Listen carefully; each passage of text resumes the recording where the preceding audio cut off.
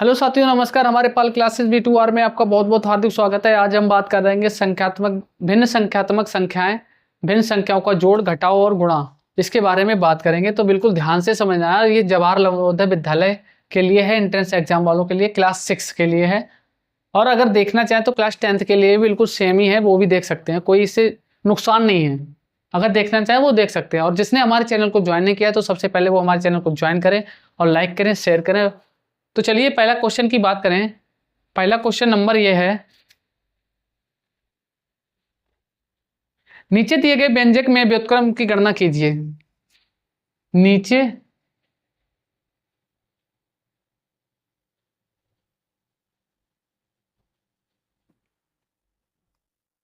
नीचे दिए गए व्यंजक में व्यंजक के व्युत्क्रम की गणना कीजिए। व्यंजक के व्युत्क्रम की गणना कीजिए।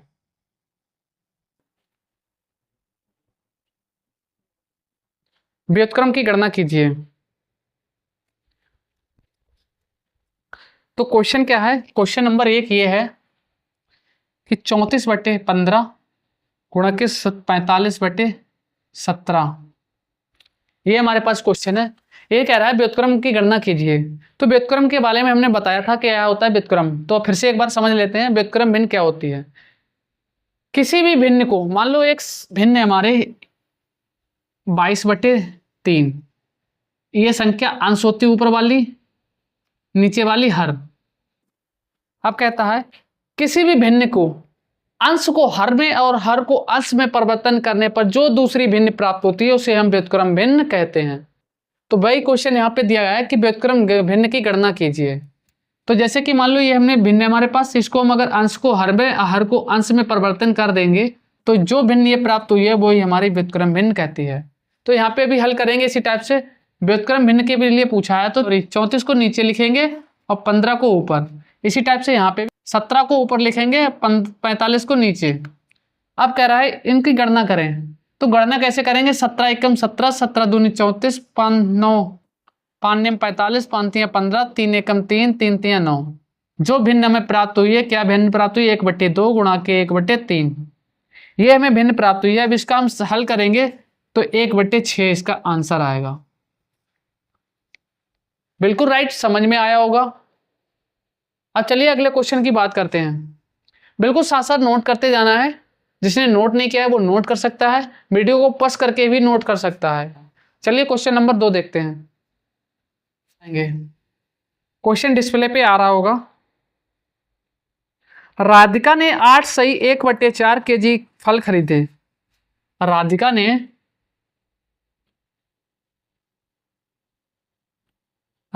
ने 8 सही 1/4 फल खरीदे।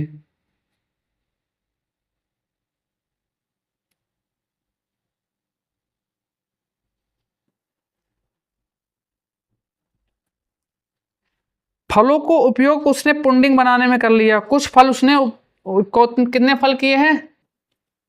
2 सही 5/6 kg फल उसने पुडिंग बनाने में खर्च कर लिया।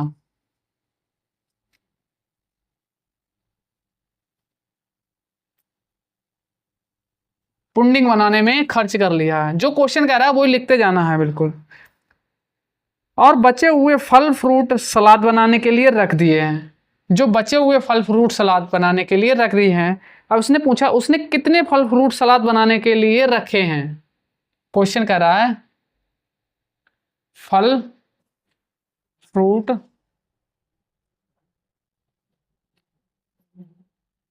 सलाद बनाने के लिए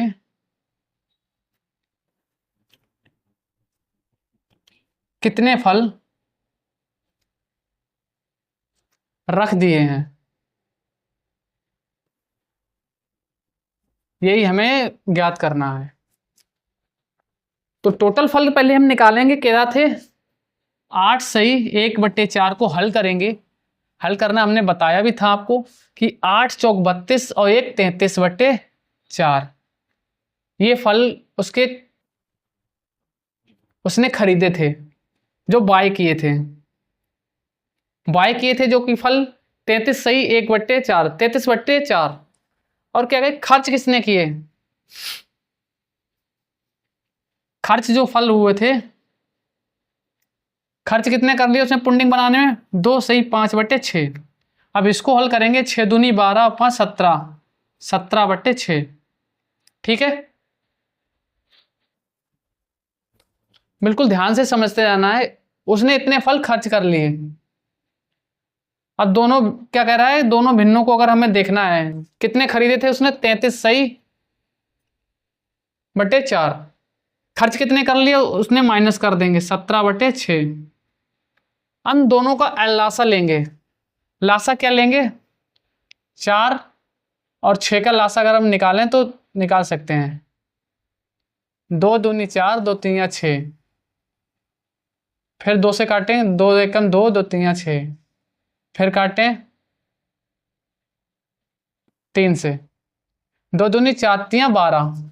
एलसीएम की बात करें, एलसीएम 12 आ गया नीचे, और ऊपर करेंगे, यहाँ की 12 लिखेंगे, 12 एलसीएम लिया है तो यहाँ से डिवाइड करेंगे, 33 गुणा के 3, क्योंकि 12 एलसीएम लिया है तो 4 से काटेंगे, 4 3 12, 3 आ जाएगा, 33 माइनस के यहाँ कितना है, 6, 6 दूनी 12, 17 गुणा के 2। अब आप कहेंगे ये 3 कैसे आया, अरे 12 यहाँ पे नीचे 4 आएगा, 4 से हम काटेंगे 3 आएगा ना, तो वही संख्या हमने 3 से मल्टीप्लाई यहाँ करी है। ऐसे यहाँ पे 6 से काटा 2, 2 आएगा तो 2 से मल्टीप्लाई यहाँ कर दी, क्या होगा 33 यानी कि 99 माइनस के 17 दूनी 34/12। अब इसको हल कर लेंगे, 99 में से 34 घटाओ, 99 माइनस के 34, 9 में से 4 गया 5, 9 में से 3 गया 6, यानी 65, 65/12।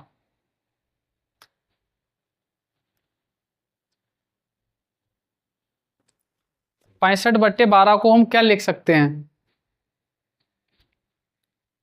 12 पंजे 60 प्लस के 5, तो यानी कि 5 सही 5/12, 12 पंजे 60 5, 65/12। इस संख्या को हम ऐसे लिख सकते हैं, यही राइट आंसर होगा इसका। ठीक है, अब अगले क्वेश्चन नंबर देखते हैं।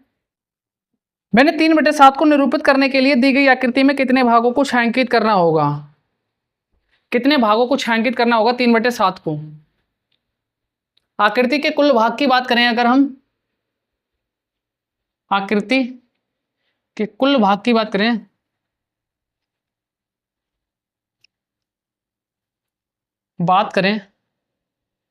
कुल भाग की बात करें तो 14 है। देखिए 1 2 3 4 5 6 7 8 9 10 11 12 13, एक और होगी 14। ये हमारे पास आकृति है, 14 आकृति हैं।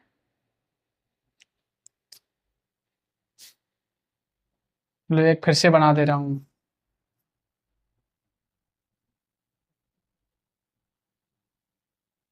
ये 14 आकृति हैं।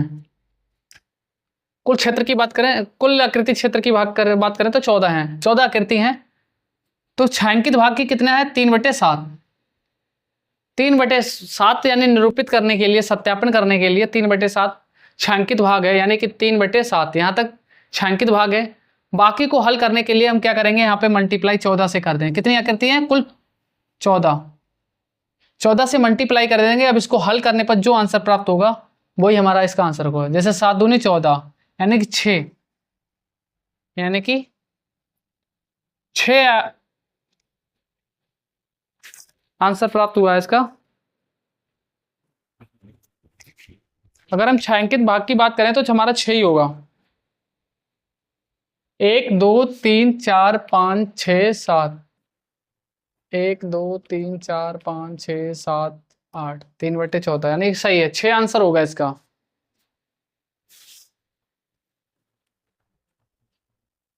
देखिए अगला क्वेश्चन क्या है कि 70 व्यक्तियों में से 35 व्यक्तियों को मधुमेह है।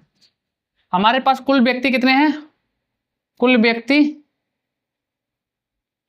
70 हैं और 35 व्यक्तियों को मधुमेह है।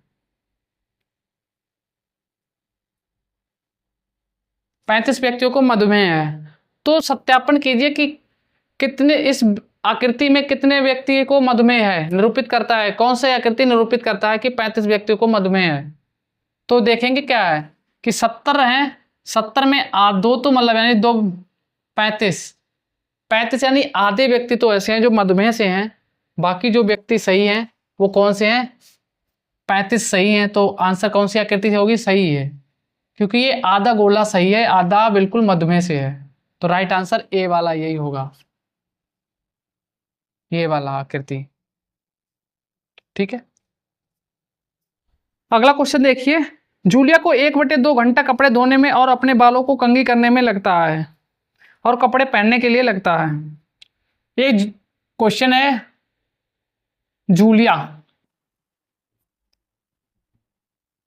जूलिया को 1/2 घंटे कपड़े धोने में,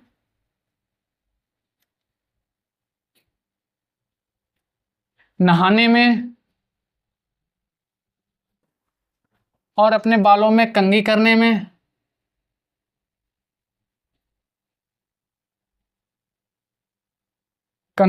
लगता है।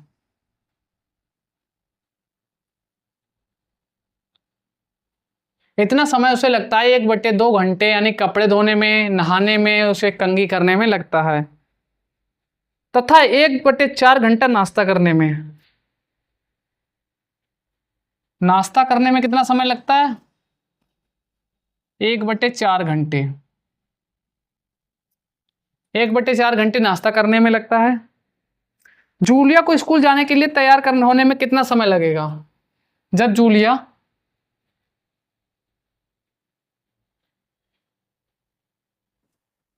स्कूल जाने में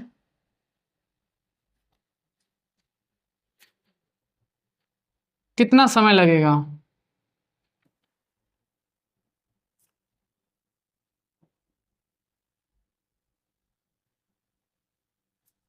टोटल समय की बात कर रहा है, कितना लगेगा। तो क्या है, 1/2 प्लस के नाश्ता करने में जो समय लगा 1/4, दोनों को हम ऐड कर देंगे, इन दोनों का एलसीएम ले लेंगे। 4 हमने एलसीएम ले लिया है, 2 1 कम 2, 2 दूनी 4 प्लस के 1, यानी कि 3/4 घंटा। इसको इतना समय लगेगा स्कूल तैयार होने में, जाने के लिए, स्कूल जाने के लिए तैयार होने में इतना समय लगेगा, 3/4। ठीक है, अब अगला क्वेश्चन देखेंगे। बैगन, भिंडी और प्याज का कुल भार। क्वेश्चन ये है, बैगन, भिंडी और प्याज कुल भार, कुल भार कितना है? 48.057 kg। इतना किलोग्राम इसका भार है तीनों का। बैगन और भिंडी का भार की बात करें तो बैगन का भार क्या है? बैगन का भार 5.35 kg है। और भिंडी की बात करें, भिंडी की भार की बात करें तो कितना है? 24.52। कह रहा है प्याज का भार बताइए।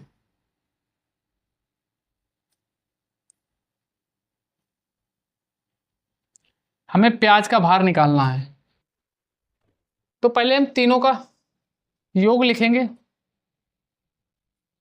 48.057 माइनस कर देंगे, क्या ब्रैकेट लगा लेंगे, भिंडी और इन दोनों का टोटल कर लेंगे। 5.35 प्लस के 24.52, इन दोनों को ऐड कर लेंगे। इन दोनों में से, इस संख्या में से, तीनों में से इन दोनों का निकाल देंगे, प्याज का भार हमें निकल आएगा। तो क्या करेंगे? 535 24.52, 5 2 7, 3 5 8, पॉइंट एक्सीड में 5, 5 4 9 2, 29.87 ऐसे लिख लेंगे। 48.057 माइनस के 29.87, ये भार अगर हम घटा देंगे तो प्याज का भार निकल के आ जाएगा। प्याज का भार निकल के आएगा। तो प्याज का भार क्या होगा, घटा लीजिए 48.057 में से 29.87 घटा दीजिए। 7, 5 में से 7 जाएगा नहीं, यहाँ ले ली धाई, यहाँ हो गए कितने 15, 15 में से 7 गए 8, 5 3 8, ठीक है। और यहाँ बचे 9, 9 में से 8 गया 1, यहाँ बचे 9, पॉइंट लगाएंगे। अब यहाँ बचा है 47, 47 में से 29 गया, 17 में से 9 गया 8, और यहाँ बचा तुम्हारा 3, 3 में से 2 गया 1, 18 सही, 18.187 kg,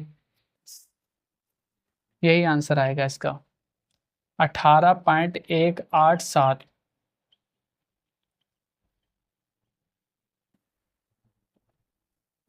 ये आंसर आएगा। क्या पूछा उसने, बैगन, भिंडी और प्याज का कुल भार की बात करी तो 48.057 किलोग्राम था। उसने बोला बैगन और भिंडी का भार की बात करें, बैगन का भार तो इतना हो गया, भिंडी का भार इतना हो गया, कह रहा है प्याज का भार बताइए। तो हमने क्या करा, कुल भार में से बैगन और भिंडी के भार दोनों घटा दिए हैं, तो जो आंसर बचा है इसका राइट वही हो जाएगा हमारा प्याज का भार। ये हो गया प्याज का भार, प्याज का भार। बिल्कुल ध्यान से समझते जाना है। इसी टाइप से आपको क्वेश्चन मिलेंगे, बहुत ही सरल क्वेश्चन है, कोई ज़्यादा टफ क्वेश्चन नहीं है।